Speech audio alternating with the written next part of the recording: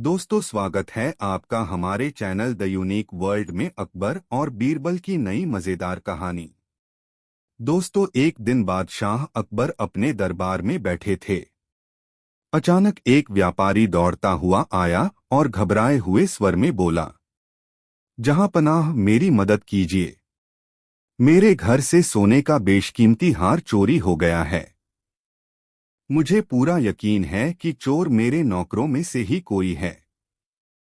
अकबर ने गहरी सांस ली और कहा, यह तो बड़ा गंभीर मामला है। बीरबल, क्या तुम इस रहस्य को सुलझा सकते हो? बीरबल मुस्कुराते हुए बोले, जहांपनाह, यह काम कठिन नहीं है। मुझे सभी नौकरों को बुलवाने की आज्ञा दे दें। कुछ ही समय बाद 4 नौकर दरबार में पेश किए गए। सबके चेहरे पर घबराहट साफ दिख रही थी। बीरबल ने बड़े धैर्य से चारों की ओर देखा और कहा, चोरी करने वाला चोर यहीं खड़ा है। लेकिन चिंता मत करो, मैं सच को उजागर कर दूंगा। इसके बाद बीरबल ने अकबर से एक विशेष व्यवस्था करने को कहा।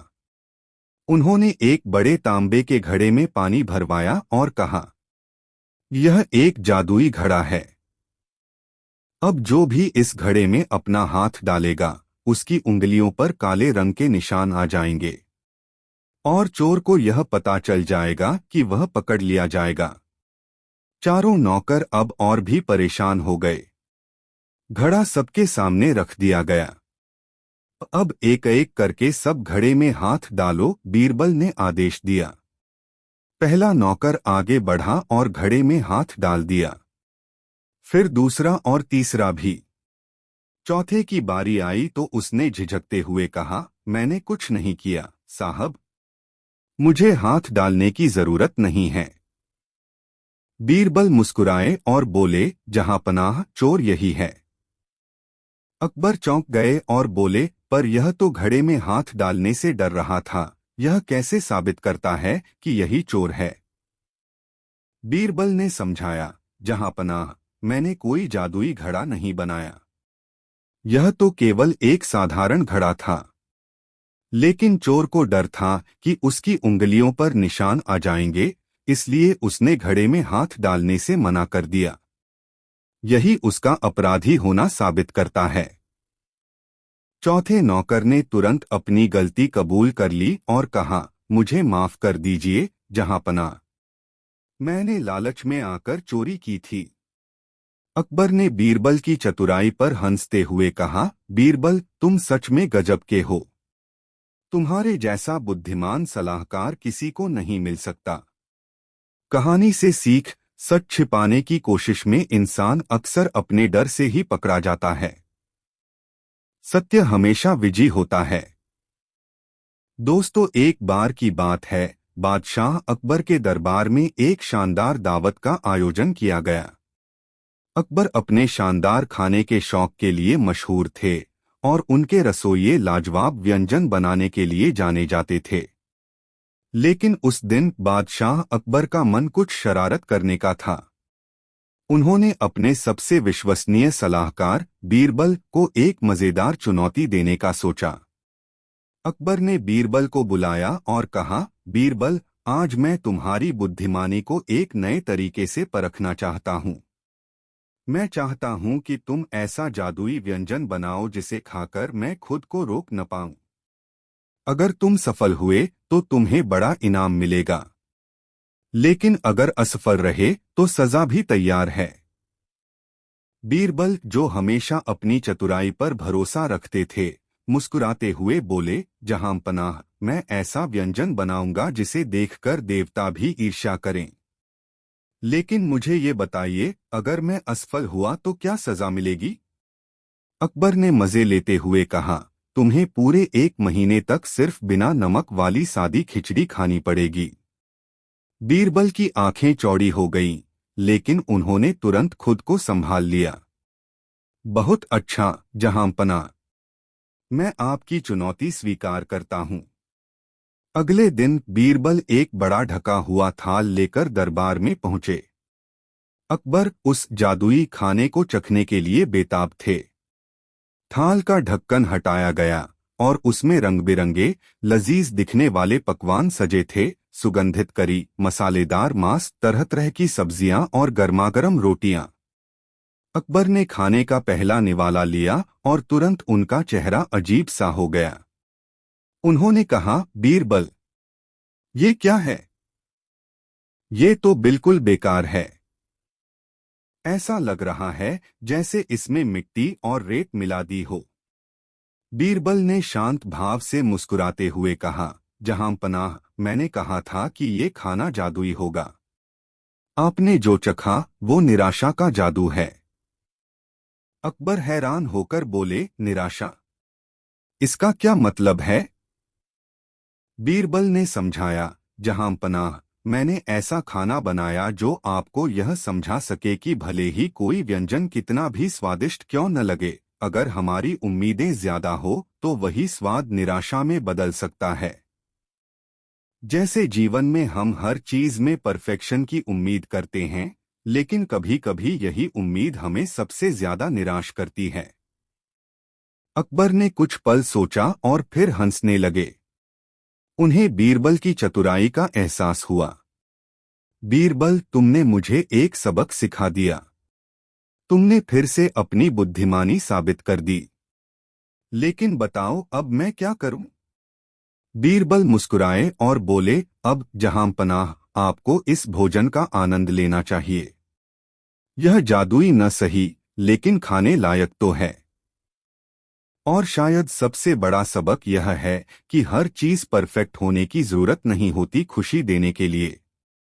बादशाह ने फिर से खाना चखा और पाया कि यह उतना भी बुरा नहीं था जितना उन्हें पहले लगा था। उन्होंने हंसते हुए कहा, बीरबल, तुम वाकई गजब के हो। मैंने अपनी सीख ले ली।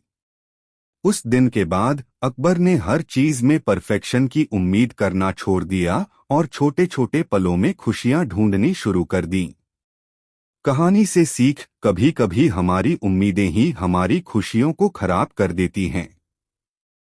जो जैसा है उसे वैसे ही स्वीकार करना और उसका आनंद लेना सीखें। दोस्तों, अकबर बीरबल की यह कहानी कैसी लगी कमेंट में जरूर बताएं। दोस्तों, दिल्ली शहर के एक मोहल्ले में दो पड़ोसिनें बहुत दिनों से आबाद थीं, परंतु दोनों का स्वभाव भेद से उनकी पटरी नहीं खाती थी। उसमें एक तो गुणवती और सरल स्वभाव थी, परंतु दूसरी खोटी और कर्कशा थी। उनके मनमुटाव का यही खास कारण था। न वह उसकी विभूति को सहन करती और न वह उसकी। यहाँ तक कि कर्कशा हमेशा सरला की हंसी उड़ाया करती थी। जब वह किसी प्रकार भी सरला को न दबा सकी तो एक दिन उसने अपने लाडले पुत्र की हत्या कर चुपके से उस भलामानस के घर में छोड़ आई और आप स्वयं रोती बिरलावलाती हुई बादशाह के पास पहुंची। जब बीरबल ने उसके बच्चे के कत्ल का हाल सुना तो वह उस भलीमानस औरत को बुलवाया, जिस पर की दुष्टा ने अपने पुत्र के मारने का अभियोग लगाया था। बीरबल की आज्ञा पर वह तुरंत हाजिर हुई और अपने को इस प्रकार आकस्मिक बुलाए जाने का कारण पूछा। बीरबल ने उत्तर दिया, क्या तूने इस औरत के बालक की हत्या की है, जैसा कि यह तेरे ऊपर अभिशाप लगा रही है? यदि नहीं तो तेरे पास निर्दोष होने का क्या सबूत है? तुरंत बतला। वह बोली, महाशय जी, न जाने कौन इस बालक की हत्या कर लाश मेरे घर में डाल गया है। मुझे इसकी बिल्कुल जानकारी नहीं। आप इस पर भली भांति विचार करें, मुझे अधिक बोलने का अभ्यास नहीं है। बीरबल दोनों स्त्रियों को वहीं रोककर अपने एक सच्चे सेवक के कान में कुछ समझाकर उनके घर भेजा। वह उन स्त्रियों के चाल चलन की जांच कराना चाहता था। नौकर आज्ञा पाते ही उस महाल में गया जहां ये रहती थीं। वह उनके अड़ोस पड़ोस के तमाम लोगों से उनके चाल चलन के संबंध में पूछताछ की। उनकी जबानी मालूम हुआ कि जिस स्त्री पर अभिशाप लगाया गया है वह निहायत भलीमानस है और अभिशाप लगाने वाली स्त्री निहायत दुष्टा और फरेबिन है। नौकर जैसा सुनकर आया था उसका सारा कच्चा चिट्ठा बीरबल से कह सुनाया।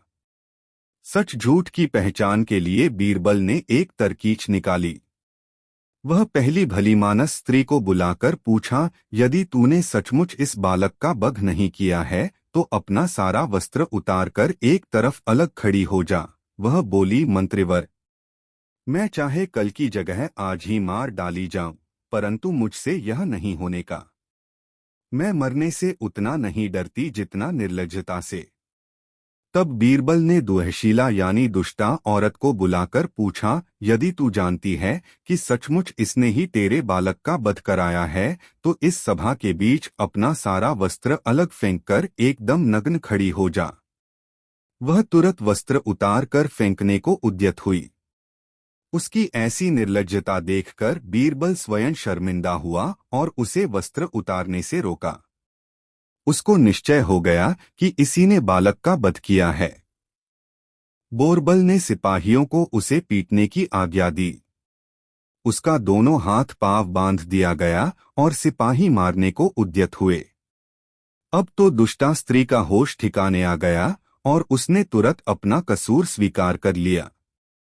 बादशाह को उस मक्कारा की काली करतूत पर बड़ा रंज हुआ, इसलिए उसे कारागार भुगतने की सजा दी और उस विनम्रा स्त्री को पुरस्कार देकर विदा किया। दोस्तों, अकबर बीरबल की यह कहानी कैसी लगी कमेंट में जरूर बताएं। दोस्तों, एक धनवान कंजूस व्यक्ति की तारीफ में एक कवि कविता लिखकर उससे मिला और कवि ने अपनी कविता बड़ी शान से पढ़कर उसे सुनाई। वह कंजूस समझ गया कि यह कवि उससे कुछ लेने के लिए ही यहाँ आया है। प्रशंसा में कविता पढ़ना तो एक बहाना है। कंजूस ने सोचा कि क्यों न मैं भी इसे अपनी बातों से खुश करके यहाँ से जाने पर मजबूर कर दूं। यह सोचते हुए वह कंजूस बोला, बहुत खूब कवि महोदय, आपने मेरी तारीफ में बहुत अच्छी कविता लिखी है। कल आप आइए, मैं आपकी मुराद अवश्य पूरी करूंगा। कवि वापस चला गया। कंजूस बहुत ही खुश हुआ कि चलो बला टली। कुछ देना न पड़ा और बात भी बन गई। दूसरे दिन कवि कुछ धन पाने के लालच में कंजूस से मिलने आया। कवि पर नजर पड़ते ही कंजूस बोला, तुम कौन हो भाई? किससे मिलना है? यह कहकर कंजूस ने ऐसा नाटक किया जैसे उसने कवि को कभी देखा ही न हो। कवि आश्चर्य से चौंकते हुए बोला, महोदय, आप यह क्या कह रहे हैं? कल ही तो मैं आपसे मिला था और आपकी तारीफ में खूबसूरत सी कविता भी लिखकर सुनाई थी। आप इतने कम समय में ही मुझे भूल गए। कंजूस बोला, कल की बात आज करने से कोई लाभ नहीं। जैसे कल तुमने मुझे कविता सुनाई वैसे ही मैंने भी अपनी मीठी मीठी बातें तुम्हें सुना दी थीं। न तो तुमने मुझे कुछ दिया और न मैंने तुम्हें कुछ दिया। हिसाब बराबर हो गया। अब तुम मेरा पीछा छोड़ो। कंजूस के इतना कहने पर वह कवि वहां से सीधे घर आया और अपने एक दोस्त के साथ बीरबल से मिला और अब तक जो हुआ था वह सब बीरबल को बता दिया। बीरबल बोले, कवि महोदय, आप एक हफ्ते के बाद अपने इस दोस्त को उस कंजूस के यहाँ भेजना। जब आपका दोस्त कामकाज के बहाने उससे मित्रता कर ले तब किसी दिन उसे घर पर आने का निमंत्रण देना। उस दिन मुझे भी बुला लेना, लेकिन इतना अवश्य ध्यान रहे कि उसे केवल न्योता देना है, खाना नहीं खिलाना है। बीरबल यह कहकर दरबार के कामकाज में तल्लीन हो गए। कवि का मित्र कुछ ही रोज में कंजूस से काफी घुल मिल गया।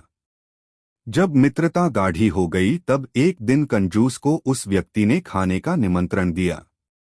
कंजूस ने निमंत्रण स्वीकार कर लिया। बीरबल और कवि को भी इसकी खबर कर दी। कवि वेश बदलकर दोस्त के घर आ पहुंचे। बीरबल भी वेश बदलकर आ गए। थोड़ी देर बाद कंजूस भी आ गया। उन तीनों ने ही कंजूस की बड़ी आवभगत की और कंजूस से तरह तरह की मीठी बातें करने लगे। कंजूस भूखा था क्योंकि वह घर से खाकर नहीं चला था और दावत के नाम पर सुबह से ही कुछ खाया नहीं था।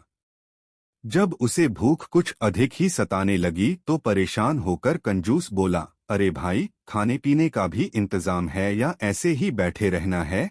कवि के मित्र ने कहा, मित्र, मैंने तुम्हें भोजन के लिए नहीं बुलाया है। मैंने तो तुम्हें केवल भोजन का निमंत्रण देकर प्रसन्न किया है। यह सुनते ही कंजूस ने उन तीनों को ध्यान से देखा, फिर कवि को तुरंत ही पहचान लिया। कंजूस ने अपनी गलती के लिए क्षमा मांगी और कवि को वाजिब इनाम दिया तथा इस घटना से अच्छी सीख ली। दोस्तों, घोड़ों का एक व्यापारी कुछ घोड़ों को लेकर अरब देश से आया और शहंशाह अकबर से मिला। बादशाह को घोड़े पसंद आ गए और उन्होंने सारे घोड़े खरीद लिए और सौदागर से कहा, तुम हमारे लिए और अरबी घोड़े लाओ। तुम अरब से आए हो, इसलिए पेशगी के तौर पर हम तुम्हें 1000 रुपए दे रहे हैं। सौदागर बहुत ही प्रसन्न हुआ और वापस अरब लौट गया। सौदागर के चले जाने के बाद बीरबल को मालूम हुआ कि वह व्यापारी पेशगी लेकर अपने देश चला गया और बादशाह ने उसका नाम पता भी नहीं पूछा। उन्हीं दिनों शहंशाह अकबर बीरबल से बोले, बीरबल, हमारे राज्य में वैसे तो मूर्ख बहुत ही कम हैं, फिर भी जो मूर्ख हैं उनके नाम हम जानना चाहते हैं। इस राज्य में कितने मूर्ख हैं, उनकी गिनती करने का काम हम तुम्हें सौंपते हैं। बीरबल, आपका हुक्म सिरांखों पर, हुजूर। बीरबल कहकर मूर्खा की गिनती करने के लिए निकल गए। इतना 2 दिन के बाद बीरबल दरबार में आए और मूर्खा की एक सूची बादशाह को दी। उस सूची में बादशाह सबसे ऊपर अपना नाम देखकर भड़क उठे और बीरबल से इसका कारण पूछा। बीरबल सिर झुकाकर बोले, जहां पनाह, अरब देश से जो व्यापारी आया था, आपने उसका नाम पता पूछे बिना ही उसे 1000 रुपए पेशगी में दे दिए। यदि वह व्यापारी घोड़े नहीं लाया तो आप उसका क्या बिगाड़ लेंगे? आप तो उसका नाम पता नहीं जानते। क्या यह मूर्खता भरा काम नहीं है? शहंशाह अकबर को बीरबल की बात बहुत पसंद आई। वह अपनी गलती पर मन ही मन पछताने लगे, लेकिन वह थे तो एक शहंशाह। अकड़ते हुए बोले, यदि वह व्यापारी घोड़े लेकर आ गया? तब बीरबल ने जवाब में कहा, जहां पनाह, फिर मैं आपके नाम के स्थान पर उस व्यापारी का नाम लिख दूंगा। शहंशाह अकबर यह सुनकर अचानक ही हंस पड़े। हाजिर जवाब बीरबल भला गलत कैसे हो सकते थे? दोस्तों, वीडियो को एक लाइक जरूर करें। शहंशाह अकबर बीरबल को गर्व से देखते हुए बोले, मुझे तुम पर और तुम्हारी अक्लमंदी पर गर्व है। बीरबल, तुमको धोखा देना इतना सरल नहीं है। सच और झूठ की पहचान करने के लिए बीरबल की तरह देखने और समझने की जरूरत है। दोस्तों, कहानी अच्छी लगी हो तो कमेंट में जरूर बताएं। दोस्तों, अकबर के राज्य में हरिनाथ नाम का एक व्यक्ति रहता था। हरिनाथ एक प्रतिभाशाली चित्रकार था। वह चित्र बनाकर अपना जीवन व्यतीत करता था। क्योंकि वह चित्रकारी में बहुत अच्छा था, इसलिए वह पूरे राज्य में प्रसिद्ध था। दूर दराज के क्षेत्रों के अमीर लोग उससे अपना चित्र बनाने का आग्रह करते थे। हरिनाथ एक चित्र बनाने में बहुत समय लगाता था, क्योंकि वह पहले उसकी पूरी जानकारी इकट्ठी करता था और इसी कारण उसके चित्र जीवित प्रतीत होते थे। परंतु वह बहुत पैसे नहीं कमा पाता था और कमाया हुआ अधिकतर धन चित्र बनाने के लिए कच्चे माल की खरीद में खर्च हो जाता था। एक दिन एक अमीर व्यापारी ने हरिनाथ को एक चित्र बनाने के लिए आमंत्रित किया। हरिनाथ इस उम्मीद से व्यापारी के घर गया कि यह उसे उसके काम के 8-6 पैसे दे देगा। वह कुछ दिनों के लिए वहां रुका और उसने व्यापारी को अपनी चित्रकारी से संतुष्ट करने के लिए कड़ी मेहनत की। किंतु व्यापारी एक कंजूस व्यक्ति था। जब कुछ दिनों की कड़ी मेहनत के बाद चित्र पूरा हो गया, तब हरिनाथ उसे व्यापारी के पास ले गया। कंजूस व्यापारी ने मन में सोचा, यह चित्र तो वास्तव में बहुत अच्छा है, किंतु यदि मैंने इसकी सुंदरता की तारीफ करी तो मुझे हरिनाथ को सोने के सिक्के अदा करने होंगे। इसलिए व्यापारी ने चित्र में गलतियां ढूंढनी शुरू कर दी। उसने कहा, तुमने इसमें मेरे बाल सफेद कर दिए और मुझे ऐसा दिखा दिया कि मैं बूढ़ा हो गया हूं। मैं इसका भुगतान नहीं करूंगा। हरिनाथ हैरान रह गया। वह नहीं जानता था कि व्यापारी उसे चित्रकारी के पैसे नहीं देना चाहता था, इसलिए चित्र में गलतियां ढूंढ रहा है। हरिनाथ ने कहा, मेरे मालिक, यदि आप चाहें तो मैं यह चित्र दोबारा बना देता हूं। इसलिए उसने सफेद बालों को ढक दिया। किंतु व्यापारी ने जब दोबारा बने चित्र को देखा तो वह उसमें और गलतियां निकालने लगा। उसने कहा, इसमें इसमें तो मेरी एक आंख दूसरी आंख से छोटी है। मैं तुम्हें तुम्हें इस बकवास चित्र के लिए कोई भुगतान नहीं करूंगा। हरिनाथ ने फिर से चित्र को सुधारने की पेशकश की, चित्र बनाने के लिए कुछ समय मांगकर वहां से चला गया। हर बार हरिनाथ व्यापारी के पास चित्र लेकर जाता, परंतु वह उसमें और गलतियां दिखाने लगता। अंत में जब हरिनाथ व्यापारी से थक गया, तब वह बीरबल के पास सहायता मांगने गया। बीरबल ने हरिनाथ से कहा कि वह व्यापारी को बीरबल के घर आने के लिए निमंत्रण दे आए। व्यापारी के घर आने पर बीरबल ने व्यापारी से कहा, यह आदमी कहता है कि इसने जैसा तुम चाहते थे वैसा जीवंत चित्र बनाकर दिया है, किंतु वह तुम्हें पसंद नहीं आया। व्यापारी ने कहा, सही कहा मेरे प्रभु, यह चित्र कहीं से भी मेरे जैसा नहीं लगता। बीरबल ने हरिनाथ से कहा, ठीक है हरिनाथा, तुम इस आदमी का दूसरा चित्र बनाओ जैसे कि तुमको पसंद हो। फिर वह व्यापारी की ओर घूमा और बोला, कृपया आप कल आना और अपना चित्र प्राप्त कर लेना, किंतु आपको 1000 सोने के सिक्के अदा करने होंगे, क्योंकि मैंने देखा है कि हरिनाथ जब कोई चित्र बनाता है तो उसमें कोई लगती नहीं होती। व्यापारी ने सोचा, चित्रकार एक दिन में जो चित्र बनाएगा उसमें बहुत गलतियां होंगी, मुझे गलतियां ढूंढने में ज्यादा मेहनत नहीं करनी पड़ेंगी। अगले दिन जब वह व्यापारी आया तो बीरबल उसे एक कमरे में ले गया। कमरे में एक चित्र रखा था, वह कपड़े से ढका हुआ था। जब व्यापारी ने कपड़ा हटाया तो वह आश्चर्यचकित रह गया। यह एक चित्र नहीं बल्कि शीशा था। बीरबल ने कहा, यह बिल्कुल आपकी तरह है। मुझे उम्मीद है कि आपको इसमें कोई गलती नहीं मिलेगी। व्यापारी ने महसूस किया कि वह बीरबल से हार गया है। उसे चित्रकार को चित्र के 100 सोने के सिक्के के अलावा 1000 सोने के सिक्के शीशे के लिए भी देने पड़े। दोस्तों, वीडियो को एक लाइक जरूर करें। दोस्तों, एक बार तुर्किस्तान के बादशाह को बादशाह अकबर की बुद्धि की परीक्षा लेने का विचार आया। उसने एक दूत को पत्र देकर सिपाहियों के साथ दिल्ली भेज दिया। पत्र का मजमून इस प्रकार था, बादशाह अकबर, मुझे सुनने में आया है कि आपके देश में कोई ऐसा वृक्ष है जिसके पत्ते खाने से मनुष्य की आयु बढ़ जाती है। यदि यह बात सच है तो मेरे लिए उस पेड़ के थोड़े से पत्ते अवश्य भिजवाएं। बादशाह अकबर उस पत्र को पढ़कर विचारमग्न हो गए। कुछ देर तक वह बीरबल से रायमशविरा करते रहे। फिर उन्होंने सिपाहियों सहित उस दूत को एक सुदृढ़ किले में कैद करवा दिया। दूत और सिपाहियों को कैद हुए कई दिन बीत गए। एक दिन बादशाह अकबर बीरबल को साथ लेकर उन कैदियों को देखने गए। बादशाह अकबर को देखकर कैदियों को अपने मुक्त होने की आशा बंधी, परंतु यह बात निर्मूल थी। बादशाह अकबर उनके पास पहुंचकर बोले, तुम्हारा बादशाह जिस वस्तु को चाहता है वह मैं तब तक उसे नहीं दे सकूंगा जब तक कि इस सुदृढ़ किले की 1-2 ईंट न ढह जाए। उसी समय तुम लोग भी रिहा किए जाओगे।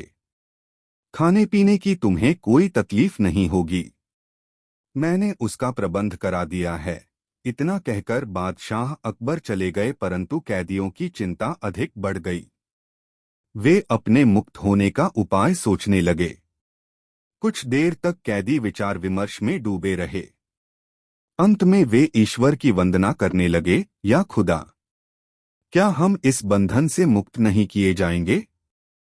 क्या हमारा जन्म इस किले में बंद रहकर दुख भोगने के लिए हुआ है? आप तो बड़े रहमदिल हैं, हम बेगुनाहों पर भी कृपा कीजिए। इस प्रकार वे नित्य प्रार्थना करने लगे। ईश्वर की दयालुता प्रसिद्ध है। एक दिन बड़े जोरों का भूकंप आया और किले का कुछ भाग भूकंप के कारण धराशायी हो गया। सामने का पर्वत भी टूटकर चकनाचूर हो गया। इस घटना के पश्चात दूत ने बादशाह के पास किला टूटने की सूचना भेजी। बादशाह अकबर को अपनी कही हुई बात याद आ गई। इसलिए वह दूत और उसके साथियों को दरबार में बुलाकर बोले, आपको अपने बादशाह का सवाल पता ही होगा और अब उसका उत्तर भी तुमने समझ लिया है। यदि नहीं समझा हो तो सुनो, मैं उसका खुलासा किए देता हूँ। देखो, तुम लोग गिनती में केवल 100 हो और तुम्हारी आह से ऐसा सुदृढ़ किला ढह गया। फिर जहाँ हजारों लोगों पर अत्याचार हो रहा हो, वहाँ के बादशाह की उम्र कैसे बढ़ेगी? लोगों की आह से उसका शीघ्र ही पतन हो जाएगा। हमारे राज्य में अत्याचार नहीं होता। गरीब प्रजा पर अत्याचार न करना और भली भांति पोषण करना ही आयुवर्धक वृक्ष है। बाकी सारी बातें बेकार हैं। इस प्रकार समझा बुझाकर बादशाह अकबर ने उस दूत और उसके साथियों सहित स्वदेश जाने की आज्ञा दे दी और उनका मार्ग व्यय भी दिया। तुर्किस्तान पहुंचकर उन्होंने दिल्ली की सारी बातें अपने बादशाह को समझाईं। बादशाह अकबर की बातों से शिक्षा लेकर वह बादशाह और उसके दरबारी उनकी भूरी भूरी प्रशंसा करने लगे। सच है, लोगों की दुआओं से ही इंसान फलता फूलता है, फिर चाहे वह बादशाह हो या फकीर। दोस्तों, वीडियो को एक लाइक जरूर करें। दोस्तों, बसंत ऋतु में एक दिन बादशाह अकबर ने बाग में दरबार लगाने की इच्छा व्यक्त की। तुरंत बाग में दरबार लग गया, जहां बादशाह सिंहासन पर बैठे थे। बादशाह अकबर के पास ही बीरबल बैठे हुए थे, जो बादशाह की सम्मति लेकर न्याय कर रहे थे। न्याय का काम 5-6 घंटों तक होता रहा। उपस्थित लोगों का न्याय हो चुका था। उसके बाद एक व्यापारी आया। उसने अपनी अर्जी बादशाह अकबर के सामने रखी। बादशाह अकबर ने बीरबल से उसे पढ़कर सुनाने को कहा। आज्ञानुसार बीरबल ने उसे पढ़कर सुनाया। बादशाह अकबर की प्रतिष्ठा की अनेक पंक्तियों के बाद उसमें लिखा था, मैं अजमेर शहर का रहने वाला हूँ। देश विदेश में घूम फिरकर माल खरीदना बेचना मेरा काम है। जिस समय मैं बंग देशांतर्गत ढाका नगर में पहुंचा, वहां मैंने एक सौदागर के पास एक राजहंस देखा, जो बहुत सुंदर और गुणवान था। उसके पंख सोने जैसे थे। मैं उसकी सुंदरता का वर्णन नहीं कर सकता। आपके महल में रहने योग्य जानकर मैंने उसको खरीदने का विचार किया। फिर उस सौदागर को मुहमांगा दाम देकर उसको मोल ले लिया। उसे एक पिंजड़े में बंद करके यहाँ लाया तथा अपने कमरे में टांग दिया। वह पिंजड़ा हमेशा वहां टंगा रहता था। आज मैं जिस समय अपने घर वापस गया तो मुझको पिंजड़े में राजहंस नहीं मिला। मुझको शक है कि मेरे नौकरों ने उसे मार डाला है। मैं प्रार्थना करता हूं कि उसकी खोज कराकर अपराधियों को दंड दिया जाए। यह फरियाद सुनकर बादशाह अकबर ने उस व्यापारी के नौकरों को दरबार में बुलाने की आज्ञा दी। आज्ञानुसार उसके सब नौकर कुछ ही देर में दरबार में पहुंच गए। बादशाह अकबर ने उन नौकरों से अच्छी तरह पूछताछ की, परंतु जब कुछ पता नहीं चला तो उन्होंने व्यापारी से कहा, तुम्हारी चोरी का पता नहीं चला। हमने तुम्हारे नौकरों से पूछताछ कर ली। अब यदि तुम्हें किसी दूसरे पर शक हो तो बताओ। यह सुनकर उस व्यापारी का मुंह उतर गया। उसने बीरबल से कहा, जैसा आज मेरे साथ न्याय हुआ, यदि ऐसे अन्य न्याय भी होते हों तो फिर सच्चा न्याय कौन करता है? बीरबल ने कहा, मैं तुम्हारा न्याय किए देता हूं। फिर बीरबल ने व्यापारी के नौकरों को दोबारा बुलाने की आज्ञा दी। सिपाही नौकरों को ले आए।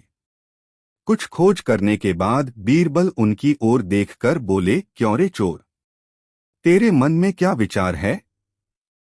पक्षी को मारकर खा गया और उसके पंख भी पगड़ी में छिपाकर दरबार में आया है।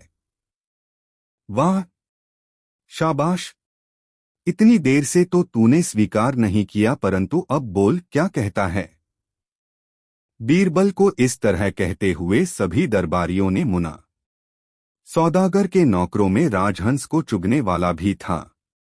उसने अपने मन में विचार किया कि कहीं मैं भूल में अपनी पगड़ी में पंख तो नहीं रख लाया हूं। ऐसा सोचकर उसने इस ढंग से धीरे धीरे पगड़ी पर हाथ फेरना शुरू किया कि किसी भी दरबारी को मालूम न पड़े। सब लोग नौकरों की तरफ देख रहे थे, परंतु किसी की भी दृष्टि उस चोर पर नहीं पड़ी। लेकिन बीरबल ने उस चोर को ताड़ लिया।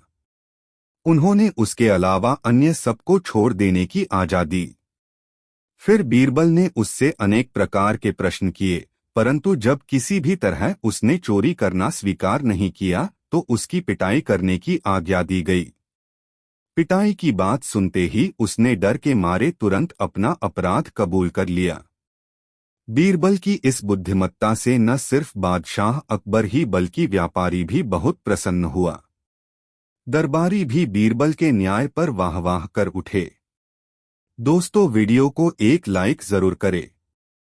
दोस्तों, अकबर की एक आदत थी। वह हर रात को अपना हुलिया बदलकर बीरबल के साथ शहर में घूमा करते थे और लोगों की दशा अपनी आंखों से देखते थे। एक रात जब बादशाह बीरबल को साथ लिए शहर में घूम रहे थे तो एक ऐसी गली के नाके पर पहुंचे जहां एक भिखारिन खड़ी हुई थी। उसका ऐसा खराब रूप था कि कोई उसके हाथ के छुए बेर भी न खाए।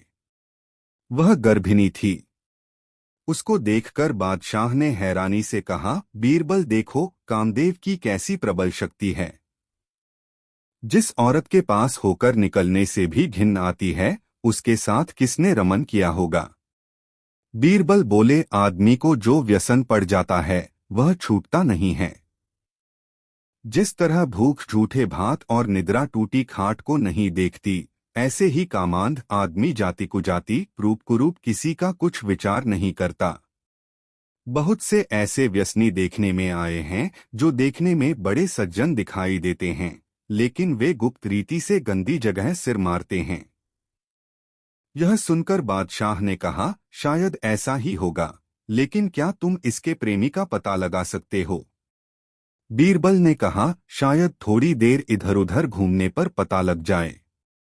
यह कहकर बीरबल बादशाह को लेकर कुछ दूर खड़े हुए, लेकिन उनकी नजर उस भिखारिन पर ही लगी रही। थोड़ी ही देर में एक आदमी वहां आया। वह आदमी ऊंचे कुल का लग रहा था।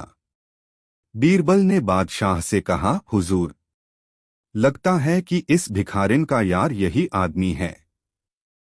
बादशाह ने पूछा, कैसे? थोड़ी देर तक उसकी ओर अनजान की तरह देखने से मालूम हो जाएगा। बादशाह उसकी ओर देखने लगे। थोड़ी देर में वह आदमी उस औरत के पास आया और कुछ इशारे करके जल्दी जल्दी वहां से चला गया। उसके जाते ही वह औरत भी चली गई। यह सब देखकर उन्होंने मान लिया कि इस औरत के साथ रमन करने वाला यही आदमी है। इतना हो जाने के बाद ये दोनों आगे बढ़े। थोड़ी देर में बादशाह ने पूछा, क्यों बीरबल, जिस विलासी आदमी को तुमने दिखलाया उस पर तुमको पहले कैसे शक हुआ? बीरबल बोले, हुजूर, यह देखने की खूबी है। जिस वक्त हम लोग वहां खड़े थे, मैंने उस आदमी को दूर से आते हुए देखा। उसके पास खाने का तंबाकू था, लेकिन चूना नहीं था, इसलिए वह चूने के लिए इधर उधर देखता जाता था। इतने में ही उसे संडास से लगा हुआ ताजा चूना दिखाई दिया। वहां से उसने उंगली से खुरचकर चूना तंबाकू में मिला लिया। जो आदमी तंबाकू के लिए ऐसी गंदी जगह से चूना लेने में हिचकिचाए नहीं, उसको किस बात से घृणा हो सकती है, और यही आदमी उस औरत को भोगने वाला है। बादशाह अकबर बीरबल की इस दूरदर्शिता पर बेहद खुश हुए। शिक्षा, गंदे शौक और गंदी आदतें बहुत मुश्किल से छूटती हैं, इसलिए इन दोनों को कभी भूलकर भी नहीं अपनाना चाहिए। दोस्तों, वीडियो को एक लाइक जरूर करें।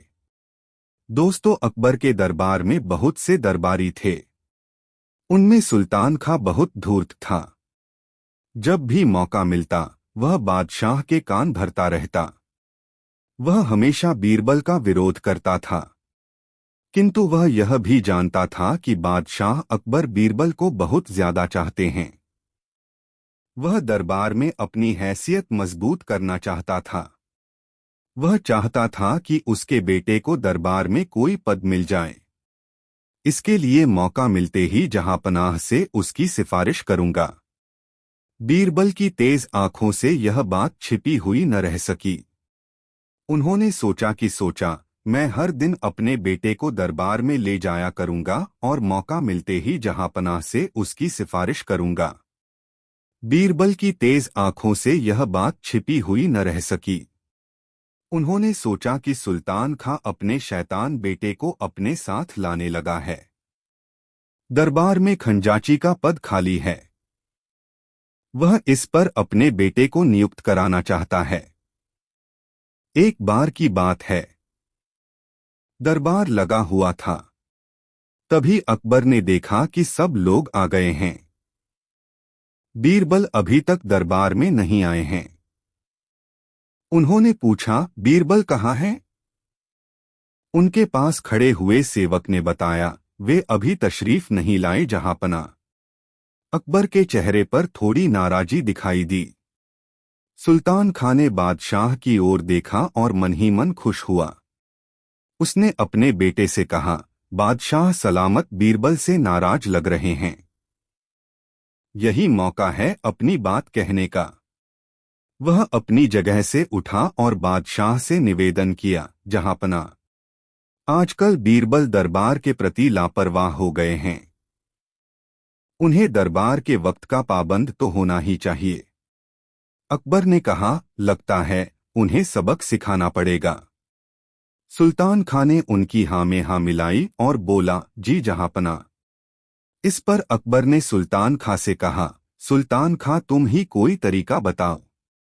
सुल्तान खां बोला, जी, आज आप उनकी कोई बात नहीं सुनिएगा। वे कुछ भी कहें उसका एक ही जवाब दीजिएगा, नहीं। बादशाह अकबर ने उसकी बात का समर्थन करते हुए कहा, ठीक है, उनकी हर बात के जवाब में मैं नहीं कहूंगा। अकबर ने मन में सोचा, यह बीरबल को फंसाने की नई चाल है। देखते हैं कि इस बार बीरबल अपना बचाव किस प्रकार करते हैं। कुछ देर बाद बीरबल, तुम्हें देर कैसे हो गई? बीरबल ने उत्तर दिया, जहांपना, मेरी पत्नी की तबीयत ठीक नहीं थी, इसलिए। अकबर बोले, हमें तुम्हारी बात का यकीन नहीं है। बीरबल समझ गए कि इसमें जरूर सुल्तान खां की कोई चाल है। फिर भी उन्होंने कहा, मैं सच कह रहा हूं जहांपना, मैं माफी चाहता हूं। नहीं, माफी नहीं मिलेगी। अकबर ने सीधा सा उत्तर दिया। ठीक है जहांपना, तो फिर राजकाज के मामले निपटाए जाएं। बीरबल ने निवेदन किया। इस पर अकबर ने फिर नहीं में उत्तर दिया। बीरबल समझ गया कि आज बादशाह हर बात पर नहीं कहेंगे। उन्होंने पुनः निवेदन किया, तो फिर मुझे घर जाने की आज्ञा दी जाए। किंतु अकबर ने फिर कहा, नहीं, हरगिज नहीं। बीरबल ने देखा कि सुल्तान खां के चेहरे पर मुस्कान है। वह अपने बेटे से धीरे धीरे कुछ वह कह रहा था। तभी बीरबल को एक नई युक्ति सूझी। उन्होंने निवेदन किया, जहांपनाह, आपसे एक प्रार्थना है, सुल्तान खां के बेटे को नया खजांची नियुक्त कर दें। बादशाह अकबर तो आज नहीं कहने का मन बना चुके थे। उन्होंने जोर देकर कहा, नहीं बीरबल, नहीं। बीरबल ने झुककर आदाब किया और बोले, आपकी जैसी मर्जी जहांपना। अकबर समझ गए कि बीरबल ने सुल्तान खां के तीर से ही सुल्तान खां को घायल कर दिया है। उनके चेहरे पर मुस्कुराहट आ गई। दूसरे दिन दरबार में बीरबल ने देखा कि सुल्तान खां और उसका बेटा दोनों अनुपस्थित थे। वह मन ही मन बोले, चलो, उस धूर्त से छुटकारा मिला। दोस्तों, कहानी कैसी लगी कमेंट में ज़रूर बताएं। ऐसी और नई मज़ेदार कहानी सुनने के लिए हमारे चैनल द यूनिक वर्ल्ड को सब्सक्राइब ज़रूर करें। वीडियो देखने के लिए धन्यवाद।